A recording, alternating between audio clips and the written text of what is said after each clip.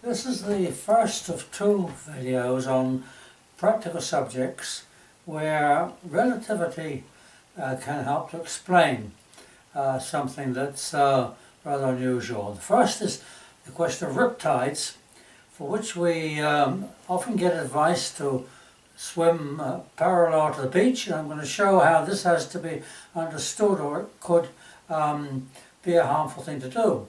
The second video will be on the subject of aircraft flying in a headwind and whether this increases their risk of stalling when they turn. We'll discuss that on another occasion.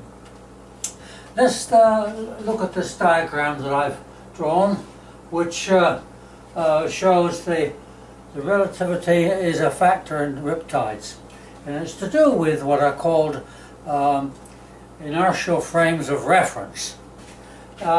We have a beach here, and such as a beach near to where we live on the south coast of Massachusetts. This beach is near Fall River, and it's a wide beach, and it does suffer from riptides in the summer.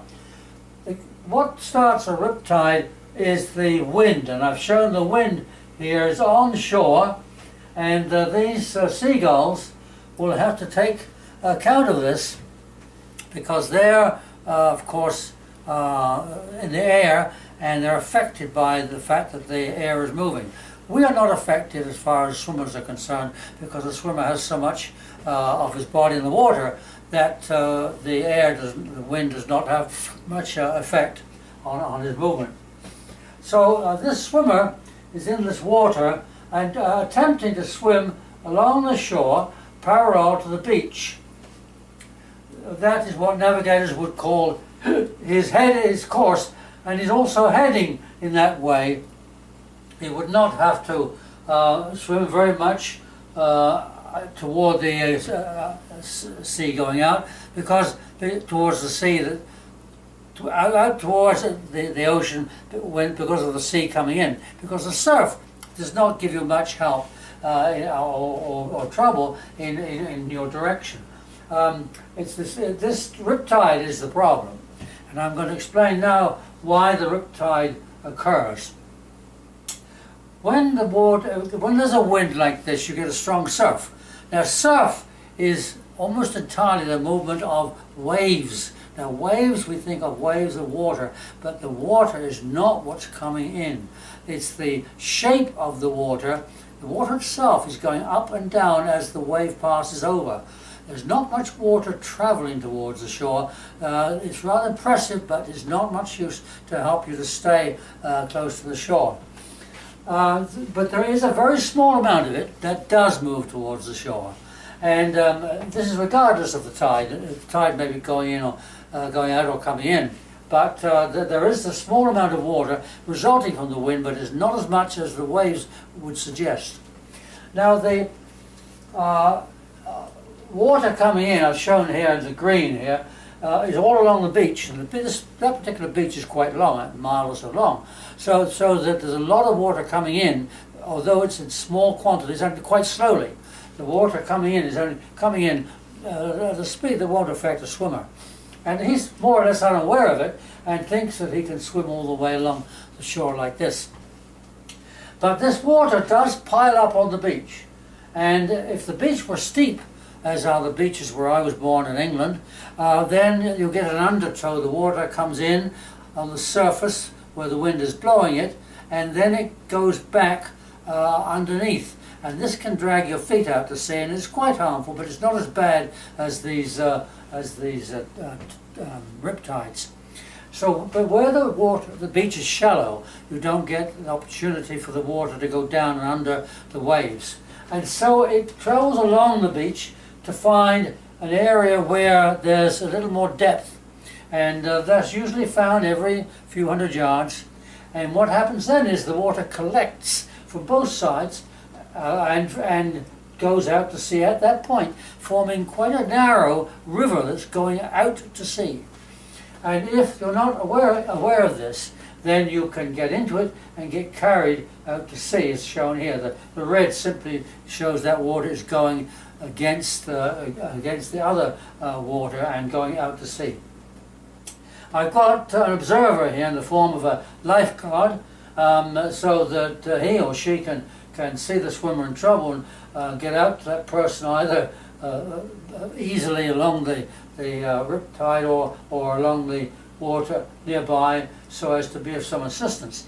But we want to try to find out what the swimmer himself can do or herself can do in order to reduce their danger. And what I'm going to do, therefore, is I'm going to give more details as to what's going on in the riptide.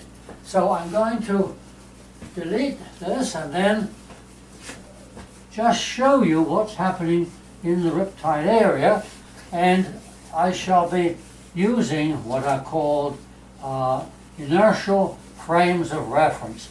It's a big word. It's well known to physicists, especially those studying Einstein's special theory of relativity, but it applies to lots of situations. Let's draw the water going out to sea in some detail here.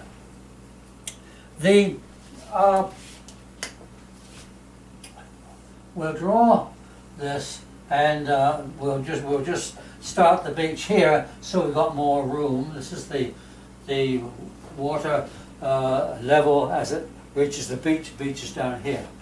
Now, this water which is traveling out to sea, it's traveling at a constant rate, and this is why we use the word inertial frame of reference. The water becomes the environment in which the swimmer is going to be, and it's all over the riptide. We're going to assume it's traveling at the same rate, and so we call that an inertial, meaning its inertia carries it out. It's inertia combined with gravity and so on. So this we're going to call the inertial frame of reference of the water. Frame of reference. Now here, the rest, in fact, and also under there too, there is the ground, and this is also not moving. Now, of course, we know the ground does move. We're going towards the east. Here, several hundred miles an hour as the Earth rotates. We're going around the Sun at about 66,000 miles an hour, and therefore we're moving. But we're all moving together, and so we can consider ourselves as not moving. And this is what we mean by a frame of reference. A frame of reference is an area which is not moving, and which you can mark distances by putting a grid over it. And then you can say, well, if you take a certain point as your origin, you can say, well, this particular swimmer is this distance there, and then as he goes along, he's moving in that direction with reference to the ground frame of reference. Navigators call this your route or your track over the ground. So pilots of aircraft and of ships, when they're navigating, they want to know where they're traveling relative to the ground, because they want to go from one place to another, and therefore they're over the ground route is important, and that's in your ground frame of reference, which means the area where you're making your measurements as to location and speed. But here, where the water's going out and quite fast, several miles an hour, it's a different situation. Now again, marine navigators would call that your speed through the water, not over the ground. And then the pilots in the air would say it's your speed, your indicated airspeed, as indicated by your pitot tube that sticks out from the front of an airplane and picks up the air and finds out how fast you're going. So that is an important reference point, because that determines where you're going, because that water is moving. So you consider it stationary. Now, let's suppose that this, just to make it a little easier, I'll have the swimmer further out here. He's swimming in that direction, and he wants to swim across to here.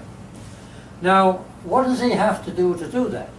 Well, when he gets to here, see, he enters the area where the riptide is.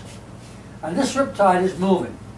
So now we have to think of the swimmer as relative to the riptide. And since the swimmer is not going out to sea according to the ground's frame of reference, it does not move from this point, but this water is going out. So this gives the water the value that the swimmer is actually moving in this direction. This is because the water is going out, so if you count, that looks as though the ground is going in this direction. If you've traveled in a boat down white water, or a canoe or a raft, you'll know what I'm talking about. You're in the water in a boat with no power, or hardly any power, and you're moving along, but you see yourself as motionless in the water, and the banks of the stream are going by, and the rocks in the water are coming towards you. Now, everything is moving except you. And so that's the impression you get. And that's what's happening here, and it's a real situation in this case. Now, if he could swim over to here, as he wants to, then when he gets to there, the water that is there when he gets there is the water that's here when he starts. So he starts in the water here, but he's got to get to where this water is at the start, because it's going that way and will be there when he finishes. And he wants to go there over the ground. He's got to go there through the water. If he swims from there to there in the water, then when he gets there, that water will be there and he will have achieved his purpose. But that's what he has to do. It's a long way, and he has to travel fast, because he has to travel still against the current, in the sense that if he slows down, the current will carry him out. So he's got to match the current, and he's got to swim this distance. Now, if, however, he were to do something quite different, which sounds rather silly, but it's quite different. Supposing he just keeps swimming through the water like that. Now, what happens now is that when he gets there, the water that's there when he started, he's swimming towards that water. That water is now way out here. And so he has, in fact, over the ground, gone that way.